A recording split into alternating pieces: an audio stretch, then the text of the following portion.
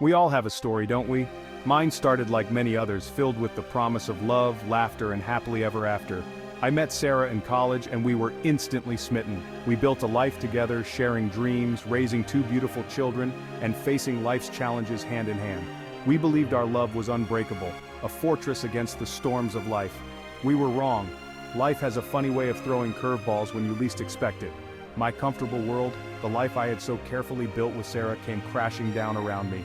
The woman I loved, the mother of my children, was having an affair. Discovering infidelity is like being hit by a truck you never saw coming. But I knew I couldn't afford to drown in despair. I had to be strong for myself and for my children. It started subtly, almost imperceptibly. A missed call here, a late night at the office there.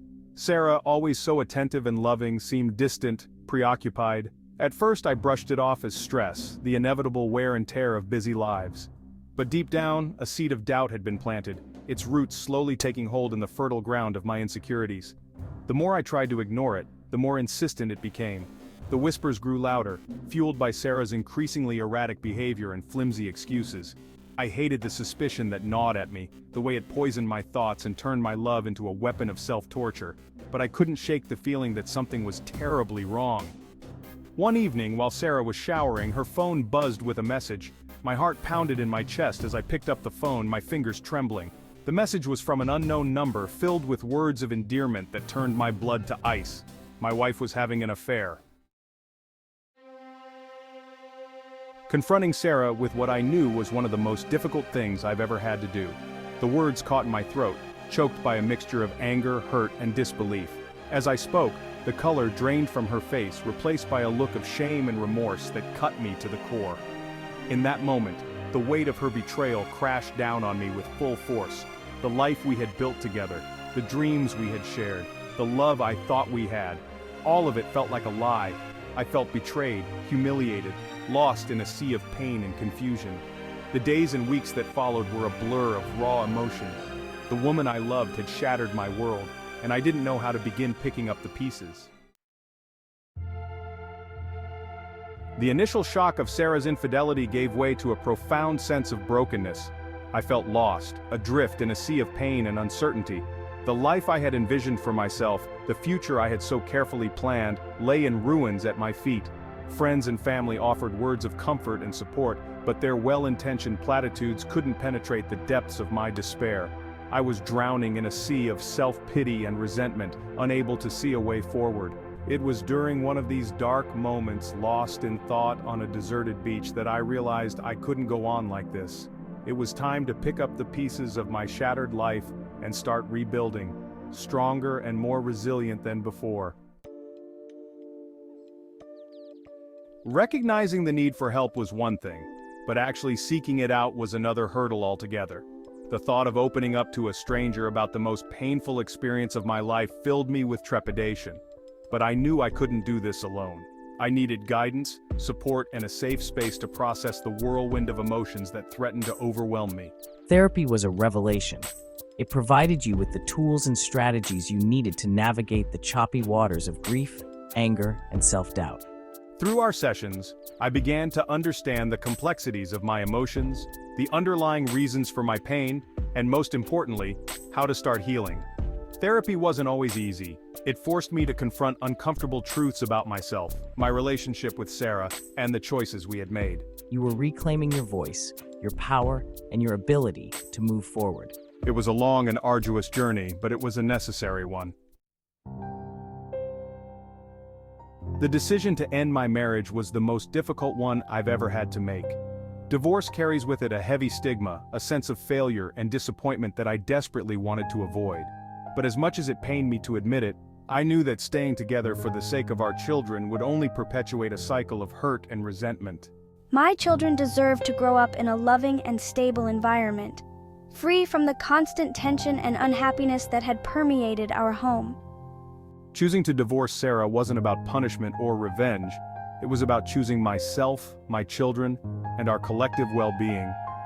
It was a heartbreaking decision, one that filled me with a profound sense of sadness and loss. But it was also a liberating one. Co-parenting with Sarah after our divorce was uncharted territory, fraught with challenges and unexpected obstacles. The pain of her betrayal was still raw, and old resentments bubbled to the surface with alarming regularity. But we were both committed to putting our children's needs first, to creating a stable and loving environment for them to thrive in. It wasn't easy. There were disagreements, hurt feelings, and moments when we questioned whether we could make it work. We learned to communicate effectively, to compromise when necessary, and to put aside our personal differences for the greater good. Co-parenting taught me the true meaning of forgiveness. It wasn't about condoning Sarah's actions, but about releasing myself from the grip of anger and resentment that had held me captive for so long.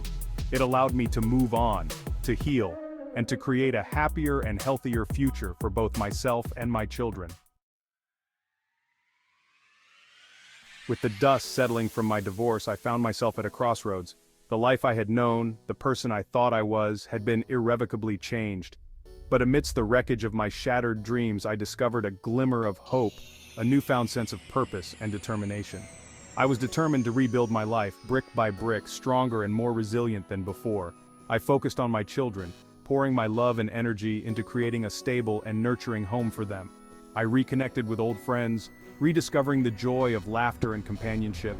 I pursued long-neglected passions, finding solace and fulfillment in creative pursuits that had once brought me immense joy. Slowly but surely, I began to heal. The pain of my divorce didn't magically disappear overnight, but it no longer held the same power over me. I was rediscovering who I was, what I valued, and what I wanted out of life. Forgiveness. It's a word that's often bandied about, but its true meaning can be elusive. For a long time, I struggled with the concept of forgiveness. How could I possibly forgive Sarah for the pain she had caused me, for the way she had shattered our family?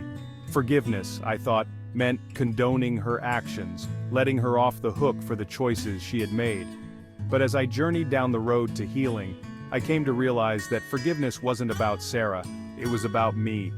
Holding on to anger and resentment was only hurting myself, keeping me tethered to the past and preventing me from moving on. Forgiveness, I discovered, was a gift I gave to myself, a way to release the burden of pain and anger that had weighed me down for so long. It wasn't easy. It took time, effort, and a conscious decision to let go of the past. But as I learned to forgive Sarah, I also learned to forgive myself.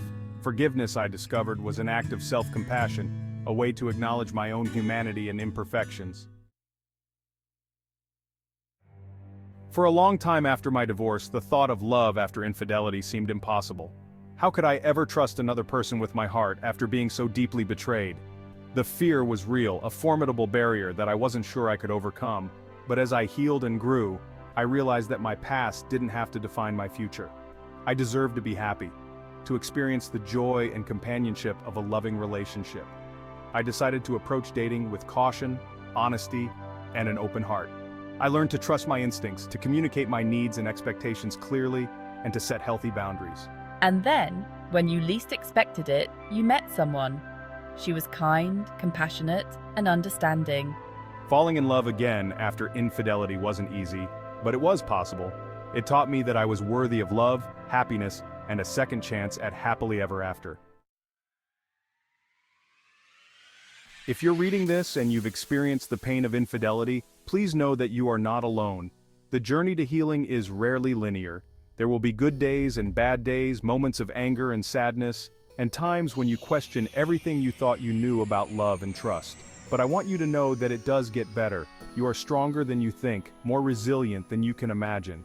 Don't be afraid to ask for help. Reach out to trusted friends, family members, or a therapist. Surround yourself with people who love and support you unconditionally. Allow yourself to grieve the loss of the relationship you thought you had, but don't let it define you. Remember, you are worthy of love, happiness, and a future filled with hope and possibility.